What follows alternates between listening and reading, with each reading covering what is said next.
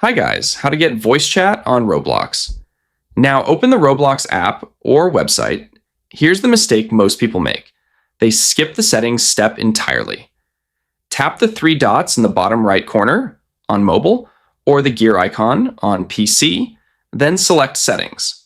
Navigate to the account info tabs. Keep watching because this next part is where most users get blocked. Ensure your age is verified. You must be at least 13 years old to access voice chat. If not already done, click on Verify My Age. This step is very important. You will need to provide a photo of a government ID and a selfie to confirm your age. Don't worry. Roblox deletes this data after verification. Once your age is successfully verified, go back to the settings menu and select the privacy tab. You're almost there, so don't click away now. Under the communication section, find voice data usage. Here's a pro tip.